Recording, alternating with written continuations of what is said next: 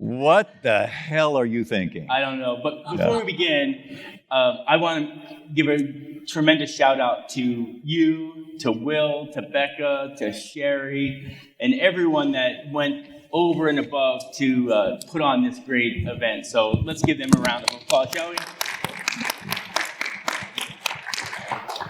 All right, back to the beginning. What the hell are you thinking?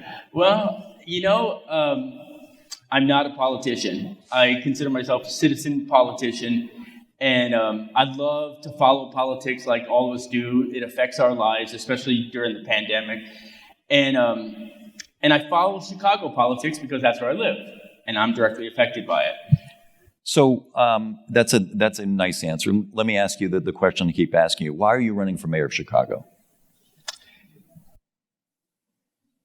Because Chicago needs help. Chicago needs new direction.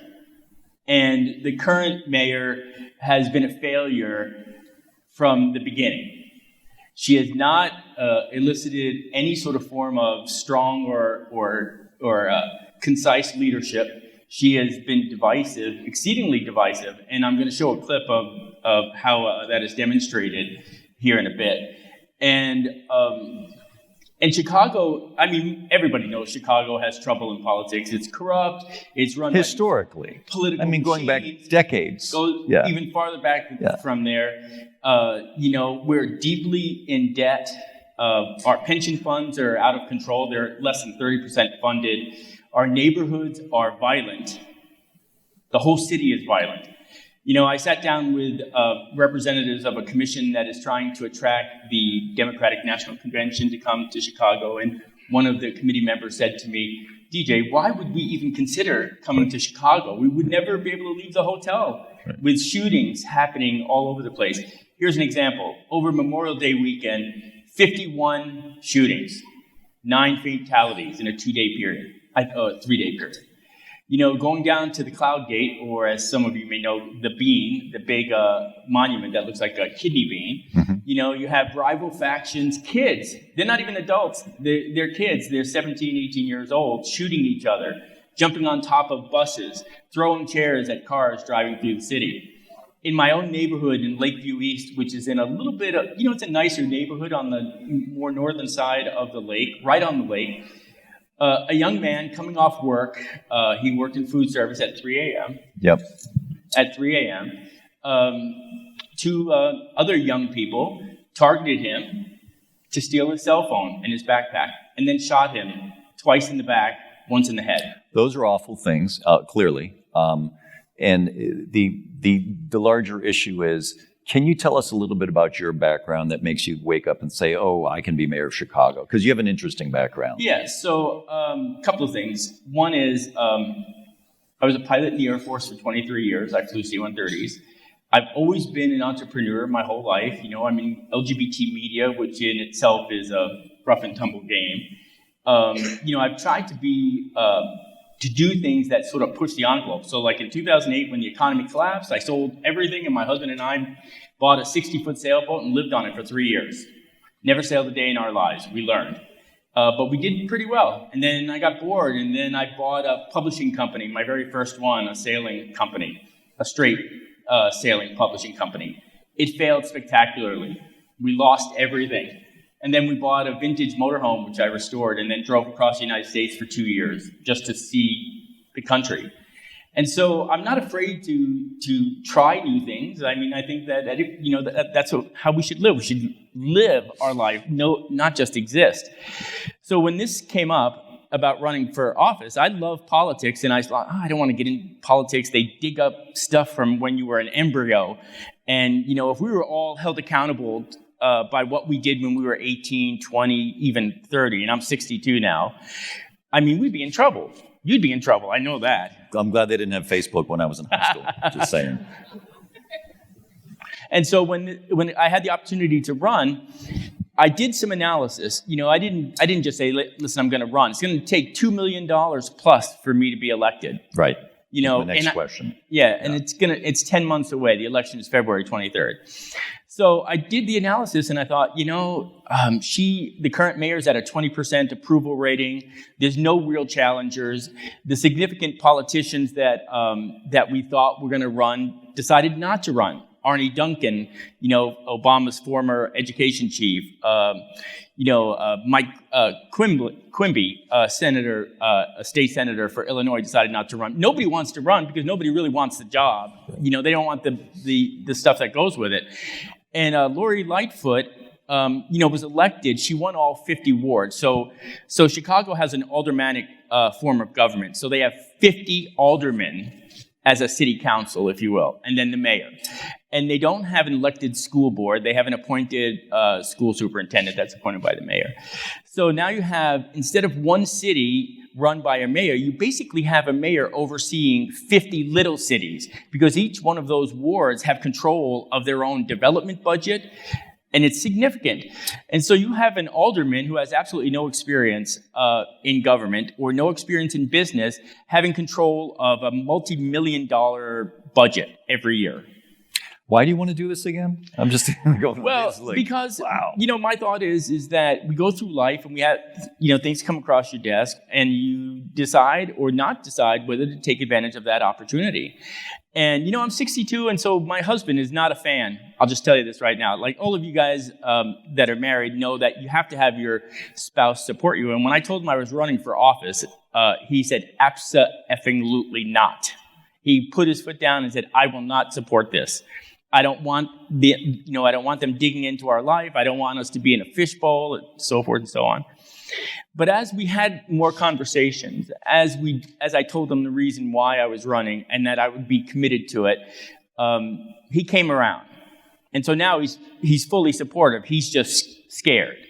And rightfully so, because we've seen it for the last, few years. We saw it during the Trump administration, how the power of someone's words can hurt. They can destroy. Social media can destroy very easily. They can take things out of context. They don't do any background. It's a rough and tumble thing. Chicago is actually one of my favorite cities in the world, and for a former New Yorker to say that out loud is a little bit anathema. And there's to me there's this dichotomy about Chicago. It's this beautiful Midwestern city. The people are nice. They smile at you. They talk to you. The first thing a New Yorker notices in Chicago is, why is everyone so nice to me? What do they want from me, right? Because it's a big city. They're supposed to be, a little bit edgy and a little bit, and they're not, because it's the Midwest, and there's that Midwestern strain of that runs through Chicago, I think, to this day. But then there's the other part of Chicago with an incredibly violent past, an incredibly corrupt past on lots of levels. And I'm not trashing your city, but I think you wouldn't disagree with either of those things. No, before you can fix something, you have to identify it. Right. How that dichotomy seems to exist all the time. It's the friendly Midwestern big city, but at the same time, man, going back to the mobsters and even before that, it has that twin reputation. Chicago is a union city. It's a working class city. They call it the city with the big shoulders, right? So it is a working city. And unfortunately, the opportunity for all Chicagoans is sometimes limited, right? The South and West Side don't have enough development. They don't have enough amenities for the people that live there. So, it's very high in crime, very high in crime. The challenge is that, truthfully, organizations within Chicago's operation, there's a ton of money. It's a $2.5 billion budget every year, right? They have money. The city has money, but it's horribly mismanaged. So to give you an example, one of the key things that I looked at, and I had a conversation with Nadine about this, is Nadine Smith, the head of Equality Florida. I said to her, Nadine, how do you stop this? How do you stop this ongoing crime in these blighted areas, in these low-income areas? How do you stop that? And in our conversation, one of the things that I thought was interesting, she said, it's more than just it's more than just having more police, right? Now, I'll give you an example. In Chicago has a police problem right now. Training is a big issue. We lost 1,100 policemen between 2019 and 2020. We hired 45. Let that thing sink in. We lost 1,100 policemen in 2019, 2020, and we only hired 45. Recruitment is very difficult right now, and there's a retirement rate and an attrition rate that is exceedingly high. They're leaving the city to go to the suburbs because they're not supported by the mayor. And that's leaving the rest of the citizens vulnerable. All right, so this is the talk show here. What are you going to do to change it? Tell me three solid things that you think you could achieve to change what seems to be systemic. So the very first thing, if I'm elected, the very first thing is I'll do a complete audit of every department. You have department heads. The mayor doesn't run everything, right? You have a superintendent of police, you have a superintendent of parks, you have a superintendent of sanitation, et cetera, et cetera, et cetera. First thing I will do is pull all those heads into my office and say, I want to do a complete audit of your department. How much are you getting and what are you using it for? Smart move. Right. And then what do you need? That's the first thing. Yep. Second thing is I would do a complete audit of all the city contracts, right? So this is something that I'm already good at. And I would look at the contracts and I would either renegotiate them or very strongly encourage them to renegotiate. And I'll give you an example. We have a contract in Chicago for parking meters for 100 years. 100 years. It is a horrible contract for the city of Chicago. It's a 100-year contract. 100-year contract. Wow. We make no money, but the vendor breaks even in year 3, which is this year. So for 97 years, he makes a ton of money, or his company makes a ton of money. We make nothing. Okay, audit and then contracts. What's the third one? And the third thing is I use a flying analogy, right? And I've had this happen to me on several times over my career. Something happens in the airplane, especially a small airplane, and it starts to point towards the ground. And when it's pointing towards the ground, your first instinct is, what's happening, what's happening, what's happening? What we're trained to do is you first pull the yoke back, you level the wings, you trim for best glide, you stabilize the airplane, and then you try and figure out what caused it. So my first action for Chicago would be, number one, to pull all these people in and get them to work together, audit our finances, audit our departments, and then stabilize the city. Stabilize, and then you can look at the deeper issues. I can tell you that, and I'm going to be speaking at a huge campaign event on Tuesday, I can tell you that when I ask people in Chicago, what are the three top things that you're concerned with, the first thing is crime. The second thing is crime. The third thing is crime. People are fearful. But those three things you just said don't necessarily address crime, do they? They don't. Okay. So the first thing we have to do is we have to hire more police. So I have been attending city council meetings, and I've been watching them virtually, and I've been talking to a lot of politicians, including Governor Pritzker. I chatted with just before I left, and our alderman where I live, Tom Tunney, in the 42nd Ward. And their first thing is, we have money. This is a crazy thing. So during elections, politicians go crazy. And so the current mayor says, we're going to give out gas cards to everyone, for $50 or $500 or whatever it was for however long of a period for a couple of weeks. Mm-hmm. And that whole program was $12.5 million. So it gave someone gas for a couple of weeks, and that's it. What are you going to do after that? I would have taken the $12.5 million and used it to try and recruit policemen, right? We need better policemen. We need professional policemen. We need retraining. We need to have a superintendent. Superintendent Brown is not living up to his job. District Attorney Kim Fox has a no bail policy. So they arrest people for violent crimes, and they're out on the street in 24 hours. So and all that sounds very political, like you're a regular candidate for office, and those are well thought out plans that are, at their core, civic minded, right? We have to approach the civicness of this. But how does your being a member of the LGBTQ plus community inform you as a candidate for mayor of Chicago, or does it? It does. Listen, we've all grown up being part of the LGBT community, either shunned or bullied or, not given the same level of consideration or service than other people. And we've had to fight for those rights to be considered equal, right? So when I decide to run for mayor, I'm already seasoned with that thought that there are people in the city that are underserved, that are ignored, that are left out of the process. And so when I come into that role, if I'm elected, and I think I will be elected, and that is, you come into that role thinking you're the mayor of the whole city, not the north side, not the south side, not the west side, not the east side, all of the city.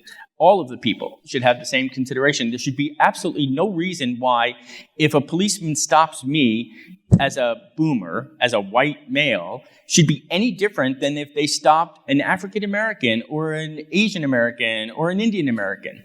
It should be blind justice, and that is a big issue. And Nadine was talking about that, and I talked with her a little bit more about that my experience when I get pulled over, or many of our experiences when we get pulled over, are completely different. So then, let's say an African American or another ethnic group. And so I think that's the first thing. You have to instill confidence in the people that you're leading. Leaders have to inspire that there's a positive vision of what's coming or what's in the future. Everybody knows the negative side of things, and I talked about the negative side of things. But and the other candidates in the race so far are talking about the negative things. And I gave a speech where I said, I'm not running against Mayor Lightfoot or any of the other candidates. Right. I'm running for the people of Chicago. That's what motivates me. How much support do you have in the Chicago gay community? I don't know yet, since I'm just starting to run. Yeah. But, I'm not a politician, so I'm not a lifelong politician. I didn't prepare my whole life to run for office. I didn't say, I'm going to do this, so I know that this is going to happen in my political life. So I'm just starting out. But I will tell you that I'm getting a lot of attention from a lot of influential people in Chicago. So a very well-respected political PR firm sought me out and agreed to represent me pro bono in the beginning as I started my campaign. I just hired my first campaign manager, who has run several state and local elections successfully. And then we're in the process of raising money. And it's going to take a lot of money. People think that it's going to take a lot of money. You run for office and it's, you sign your name and you get a petition. Here's what has to happen. I have to raise $2 million minimum to even have a chance at winning. I have to have 12,500 signatures on the petition to even be on the ballot because it's a nonpartisan election. And I can't even begin collecting those signatures until 90 days before the election. And it can't be just 12,500. It has to be 40,000+, because what they do is candidates sue your campaign to get your signatures discredited. Right. So you have to not only get the basic 12,500 signatures, you have to get more so that you can lose them and still not be kicked off the ballot. That's the difference between a primary election and a nonpartisan election, right? It's specifically getting on the ballot. Eugene, how many candidates are there right now? 6. Only 6? There are only 6. Okay, and it's an open primary, right? It's not. There's no primary. There's no primary. Nope. Anyone can run. You file your statement of organization with the Board of Elections. Anyone can run, but if you do not get the minimum 12,500 signatures on your petition that are certified by the Board of Elections, it doesn't matter how much money you raise. It doesn't matter how good of a candidate you are. You're off. So it's nonpartisan. It's just an open election. Anybody can say, hey, I want to run for mayor. But they make it so hard, David. Yeah. They make it so hard for citizen politicians to run. And the reason why, I'll give you a little perspective. It takes 5,000 signatures to be on the ballot in New York City as the mayor. Right? It takes 1,000 signatures to be on the ballot in Los Angeles. But in Chicago, it's 12,500. Right, but you need 3 times that, right? You need 3 times that, right? But you need 12,500 to be on the ballot. How can people help you? Well, the first thing is you can go to my website, Doran4Mayor.com, and you can read about me and you read about my campaign. You can donate there. You can volunteer. The thing that's interesting about campaigning, as I've learned now through the DNC and through Chicago political apparatus, is the world is now virtual. So you can be anywhere. And I want to point this out. People think that, hey, I'm not in Chicago, so this doesn't impact me, and I don't want to donate or I don't want to support the campaign because I'm from New Jersey or I'm from Atlanta, right? But that's not the way it is. These campaigns get support from all over the country. Right. You have to do that. And I mostly will come from Chicago, but it has to come from it can come from all over the country as well. I want to share a couple of things really quick, David. I know we're pressed for time. Yeah, we're out of time. Two things is I have a positive vision for what I think Chicago can be and what it should be. And I have a long road and an uphill battle to get there, but I can do it. And I can do it with the support of regular people, not institutions.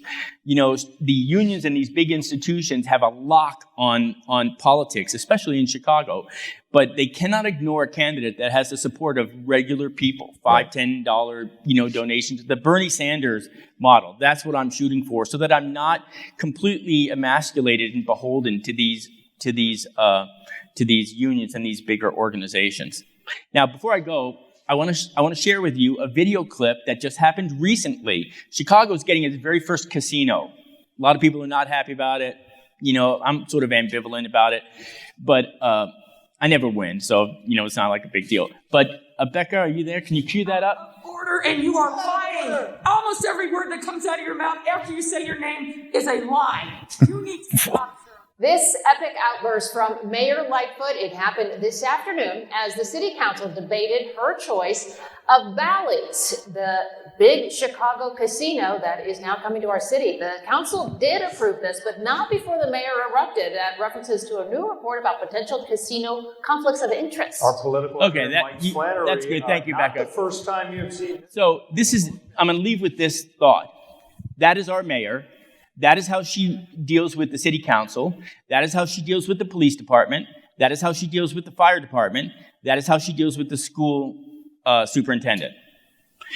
And that is how she deals with individuals. Listen, I tell David all the time, people either like me or hate me. There's very little gray in between, right? But even when someone is hateful to me, I don't react like that. That's what a leader does not do. That should be an example. And that video clip I'm going to play over and over again in my campaign if I get further down the road. That is not leadership. That is bullying in another form. And she's a black woman lesbian. She should know better. She should know better. Well, we got that far, and I didn't get a chance to ask you about the DC-3, the vintage DC-3 that you keep in Mexico. Yes. So